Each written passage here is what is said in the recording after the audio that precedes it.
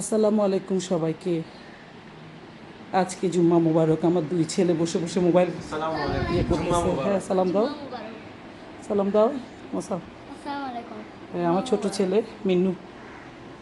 আচ্ছা, এখন আপনাদেরকে একটা জিনিস দেখাতে নিয়ে যাচ্ছি। সেটা হচ্ছে আমার বাগানের সৌন্দর্য। সেটা হচ্ছে পানের গাছ। হ্যাঁ, এই পান গাছটা আমি খুব ছোট একটা পান গাছ এনে লাগাইছিলাম। এখন মাসাল্লাহ বড় হইতেছে দিন দিন। তো কি করব, একটা মাচা সেট করে দিলাম। মাচাটাও দেখতে মাসাল্লাহ বেশ সুন্দর লাগতেছে। তো আজকে এই জন্য আমার মনটা অনেক ভালো।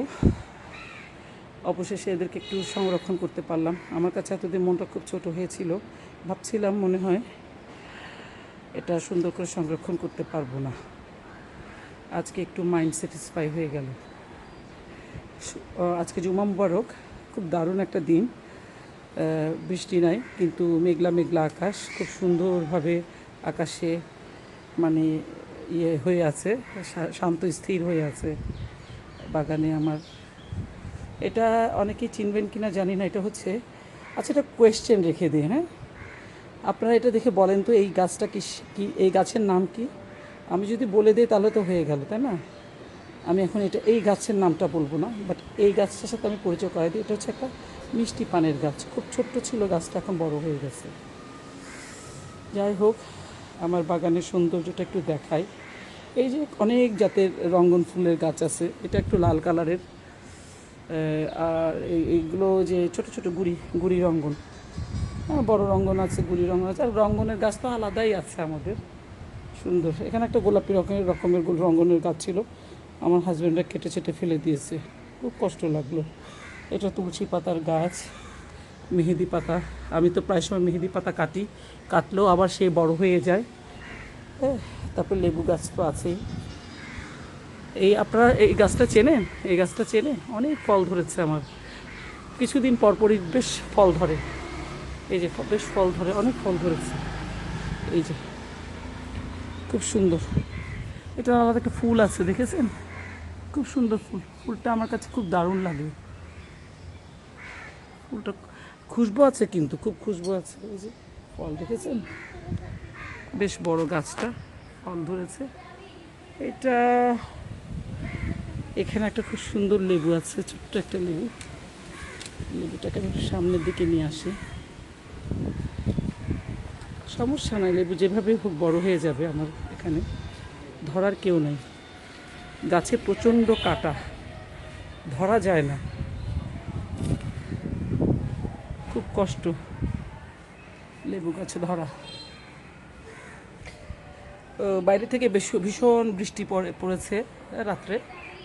তো গাছের নিচের অংশে পানি জমে গিয়েছিল। ওগুলো সব কাজের মেয়েদেরকে দিয়ে পরিষ্কার করেছি। আর এটা হচ্ছে পোলাও পাতা। হ্যাঁ, অনেক বড় হয়েছিল পোলাও পাতা, বড় বড়। আমি কাউকে দেওয়ার মানুষ পাচ্ছিলাম না, বিধায় কেটে কেটে ফেলে দিয়েছিলাম। এখন আবার ওইখান থেকে চারা হচ্ছে। দুঃখজনক। আর এগুলো হচ্ছে ছোট্ট কমলা লেবু। অনেক বছর ধরে এরা আমার সাথে আছে আর কি, আছে। এই যে দেখেছেন, এখানে ফাঁকে ফাঁকে অনেকগুলো ধরেছে। এই যে ধরেছে, আরও জোরে জোরে জোরে জোরে ধরেছে, আরও ধরছে। হ্যাঁ, কিছুদিন আগে খুব আমার এই গাছটা দেখলে খুব কষ্ট লাগে। এটা হচ্ছে নিম পাতার গাছ, আমি অনেক কষ্ট করে বড় করেছি। হ্যাঁ, বড় করেছি।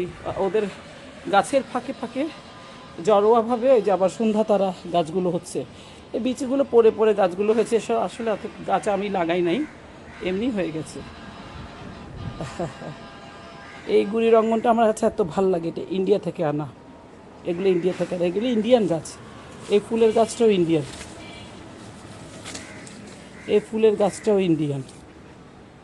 এই যে এই রেড কালারের যে রঙ্গন যেটা দেখছেন, এটাও কিন্তু গুচ্ছ রঙ্গন, কিন্তু গুড়ি রঙ্গন।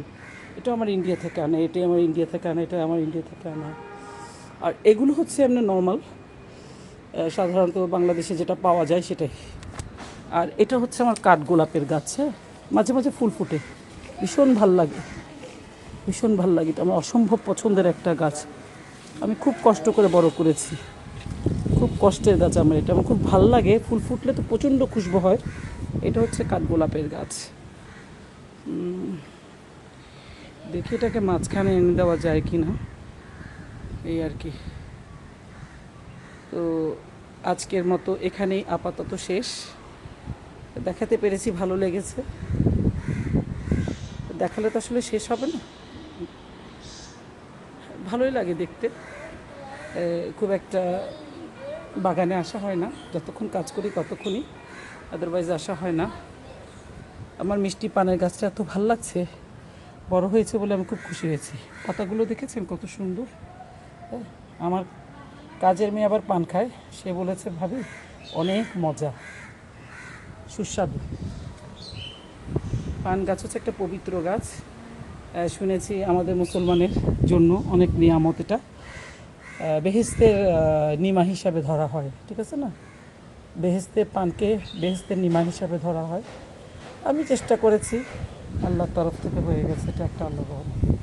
আচ্ছা, দোয়া করবেন সবাই আমাদের জন্য, আমার বাচ্চাদের জন্য। এই যে বাচ্চারা বসে আছে, জুমাবার, আমার ছোট মিন্নু বসে বসে গেম খেলছে, বড়টাও মোবাইল দেখছে আর কি। এই আর কি, এটা আবার ছোটোখাটো একটা রুম, আমার হাজব্যান্ডের একটা ছোট্ট অফিস রুম আছে এখানে। এখানে আমার বাচ্চারা বসে, আমিও বসে থাকি।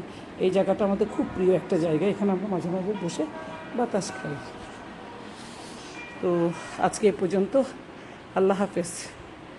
আরেকদিন দেখা হবে ইনশাল্লাহ।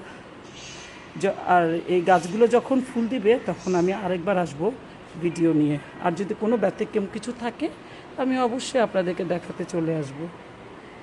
আপাতত আজকে এখানেই বিদায় নিচ্ছি। আল্লাহ হাফেজ, আসসালামু আলাইকুম।